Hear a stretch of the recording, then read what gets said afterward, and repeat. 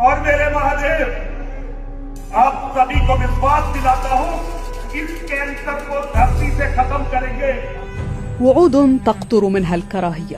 அஸ்ஸலாமு அலைக்கும் அன்பார்ந்த உறவுகளே, குறிப்பாக இந்தியாவை பொறுத்தவரையிலே அன்று தொடக்கம் இன்று வரை சிறுபான்மை இனத்தவர்களாக வாழக்கூடிய இஸ்லாமியர்களும் கிறிஸ்தவர்களும் இந்த இந்துத்துவவாதிகளால் அன்று தொடக்கம் இன்று வரை நசுக்கப்பட்டு கொண்டுதான் இருக்கிறார்கள். குறிப்பாக இந்தியாவிலே இஸ்லாமியர்கள் வாழக்கூடாது, அவர்கள் பாகிஸ்தானுக்கோ அல்லது அரபு நாடுகளுக்கோ செல்ல வேண்டும், அவர்களுக்கு இங்கே வாழ்வதற்கான எந்த உரிமமும் கிடையாது என்று கூக்குரல் இட்டுக்கொண்டு இந்த நிமிடமும் கூட இருந்து கொண்டுதான் இருக்கிறார்கள்.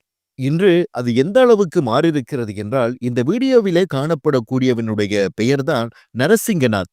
RSS முக்கிய பதவிகளில் இருக்கக்கூடிய ஒருவன் தான் இவன். கடந்த காலங்களில் கௌபாவை இடிக்க வேண்டும், அதற்கு நான் மக்களை திரட்டிக் கொண்டிருக்கிறேன் என்று பல விமர்சனங்களை ஏற்படுத்தி பலரால் வாங்கி கட்டிய ஒருவர் தான் இவர். இப்போது இவன் புதுமையான ஒரு சர்ச்சையை ஏற்படுத்தியிருக்கிறார். முகம்மது என்கிற ஒரு பெயரை யாருமே இந்தியாவிலே கூறக்கூடாது, அப்படி அவர்கள் கூறினால் இந்த இந்தியாவிலே இருப்பதற்கு தகுதியற்றவர்கள் என்கிற கருத்தை சமூக ஊடகங்களில் பரப்பி வந்திருக்கிறார். இதனால் அரபு நாடுகள் மட்டுமல்லாமல் வேறு நாடுகளில் சிறுபான்மை இனத்தவர்களாக வாழக்கூடிய இஸ்லாமியர்களும் இவனுக்கு எதிராக பல கண்டனங்களை ஏற்படுத்தி வருகிறார்கள். அதே சமயத்தில் அல் ஜசீரா ஊடகம் இந்த செய்தியை பகிர்ந்ததன் பிற்பாடு அரபு நாடுகளுக்கு மத்தியில் மோடியினுடைய ஆட்சி தொடர்பாக பல விமர்சனங்களும் எழுந்திருக்கிறது என்பதும் குறிப்பிடத்தக்க ஒரு விடயம். எது எவ்வாறாக இருந்தாலும் இஸ்லாத்தை அன்று முதல் இன்று வரை அழிக்க நினைத்தவர்களால் எதுவுமே செய்ய முடியாது என்பதுதான் யதார்த்தமான ஒரு உண்மை.